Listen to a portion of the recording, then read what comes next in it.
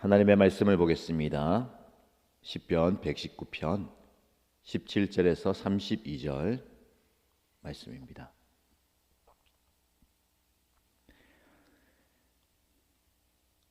오늘 저와 여러분이 함께 묵상할 말씀은 시편 119편 17절에서 32절입니다. 함께 읽겠습니다.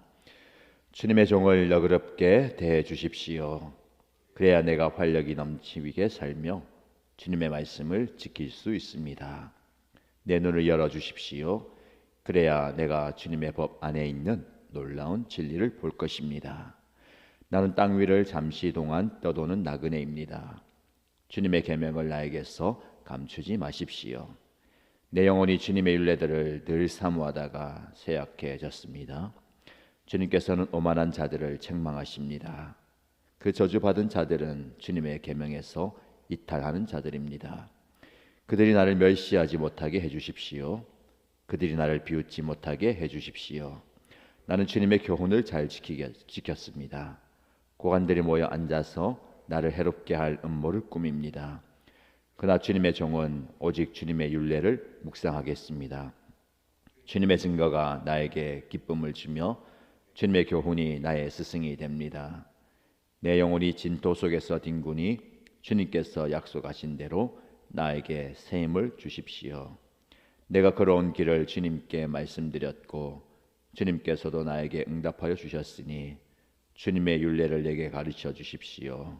나를 도우셔서 주님의 법도를 따르는 길을 깨닫게 해 주십시오.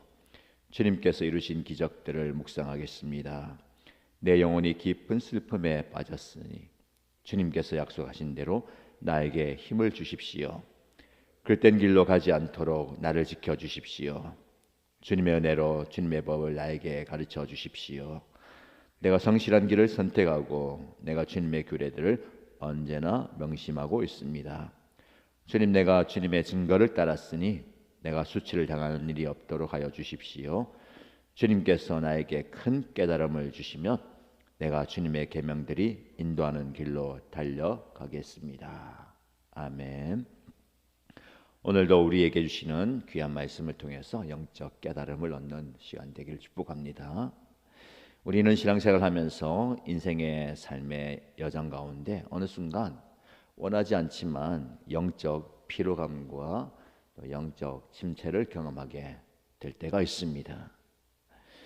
오늘 본문의 말씀의 시인도 이런 영적 침체와 깊은 절망 가운데서 하나님의 말씀을 통해서 새 힘을 달라고 기도하는 모습을 보게 됩니다. 여러분 언제 가장 영적으로 지쳐 가십니까? 일터에서의 압박감 때문입니까? 가정에서의 갈등입니까? 건강의 문제입니까? 아니면 자신의 영적 상태에 대한 실망감입니까? 이런저런 이유로 영적인 침체와 영적인 지침을 경험하게 될 겁니다.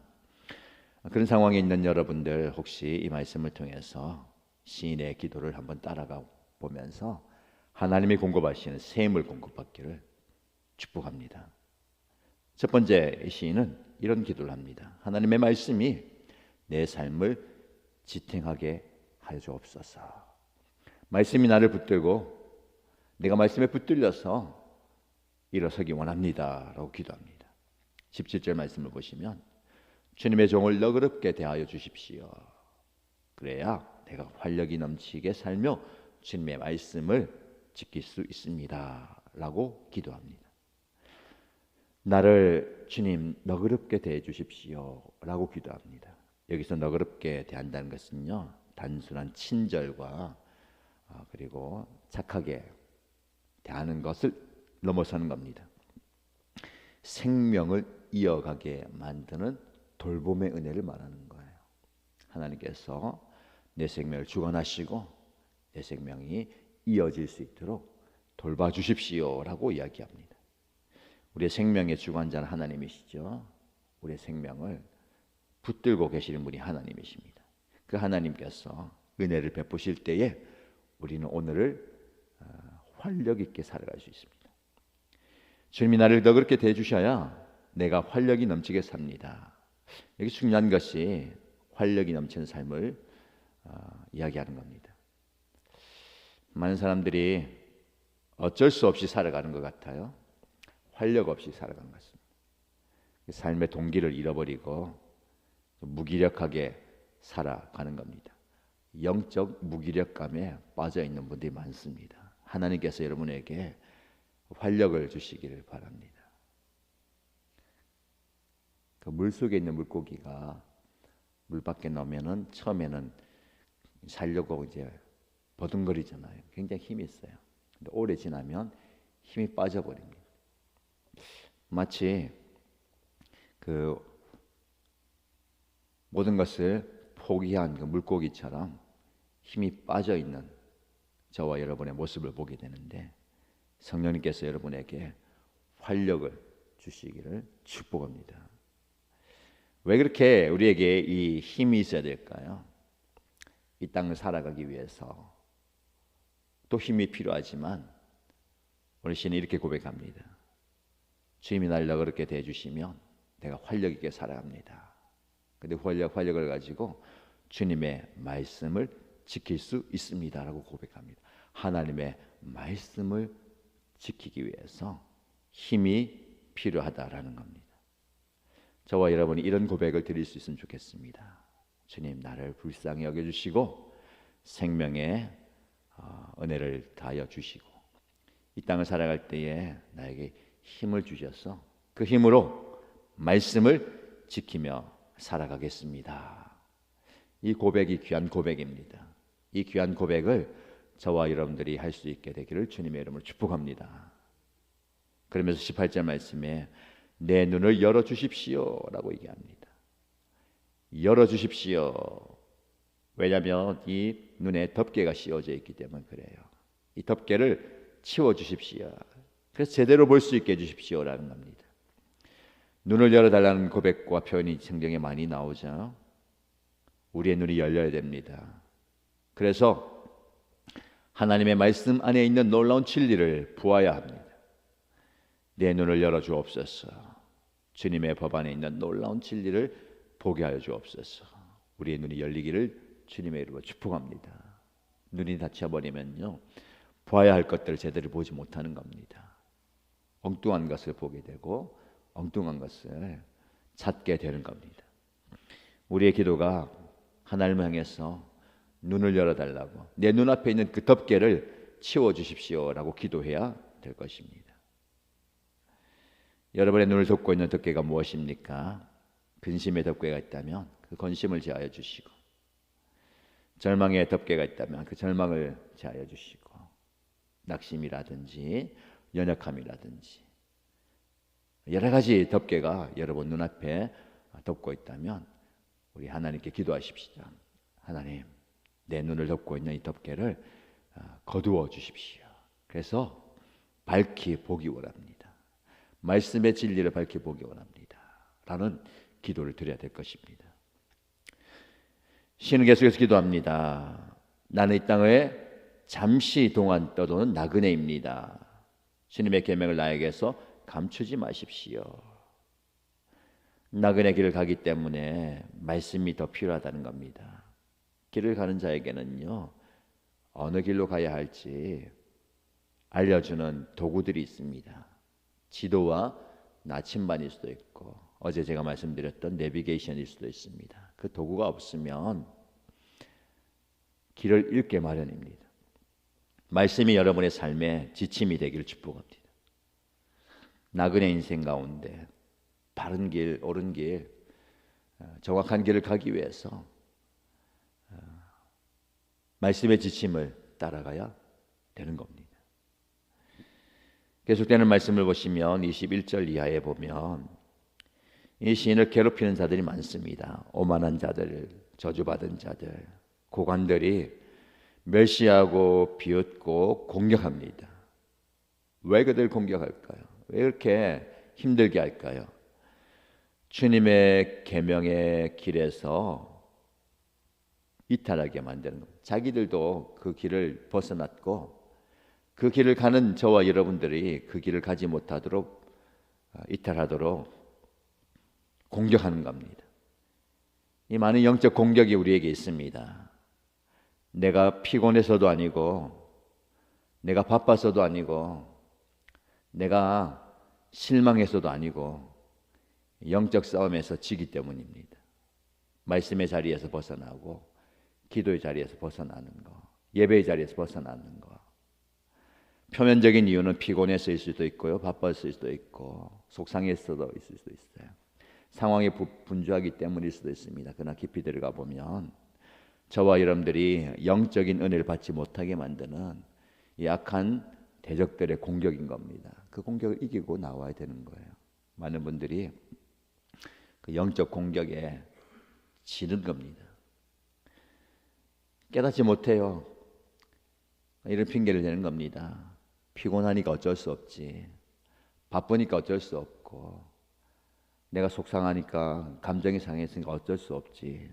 어쩔 수 없다라는 함정에 빠지면 안 되는 거예요. 어쩔 수 없는 상황을 만들지 마시고 어쩔 수 없는 상황도 극복하셔야 됩니다.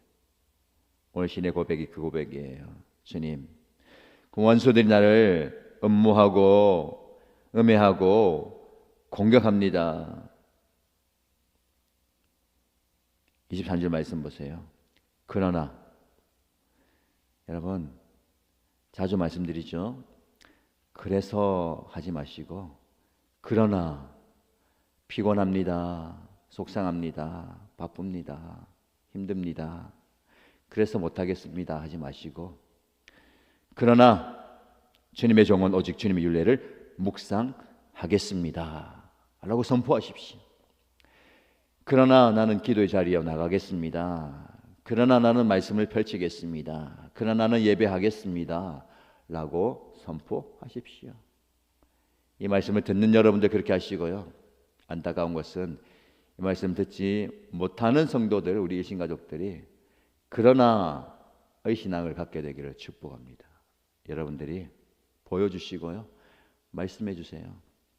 우리 함께 그래서가 아니라 그러나 주님의 종은 오직 주님의 말씀을 묵상하고 주님께 예배하고 주님께 기도하겠습니다. 선포하십시오. 설령 넘어진다 하더라도, 다 지키지 못한다 하더라도 이 신의 고백처럼요, 주님의 종은 그렇게 하겠습니다 라고 선포하십시오. 기도하시기 바랍니다. 24절 말씀에 주님의 증거가 나에게 기쁨을 주며 주님의 교훈이 나의 스승이 됩니다. 기쁨이 없는 상황이지만 말씀이 나에게 기쁨을 준다라고 말씀합니다. 이 기쁨은요, 단순한 즐거움이 아닙니다. 영적인 즐거움이에요. 이 영적 기쁨을 누리며 활력이 있는 겁니다. 왜 활력이 없습니까? 내가 원하는 대로 상황이 되지 않아서 활력이 없는 게 아니고, 내가 원하는 것을 얻지 못해서 활력이 없는 게 아니고, 말씀이 부족해서 그렇습니다. 말씀이 여러분 심령 가운데 고갈되어서 영적 기쁨이 없는 거예요. 활력이 없는 겁니다. 말씀이 여러분 심령 가운데 가득 차기를 축복합니다. 25절 말씀에 이 시인은 자신의 영적 상황을 이렇게 고백합니다. 내 영혼이 진토 속에서 뒹군다. 무슨 말입니까? 흙 속에서 완전히 뒹군다는 게 바닥을 쳤다는 겁니다. 더 이상 내려갈 수 없는 그 바닥 가운데서 뒹군다는 거예요. 내 영혼이 진토 속에서 뒹구는 이 고백이 저와 여러분의 고백일 수도 있습니다.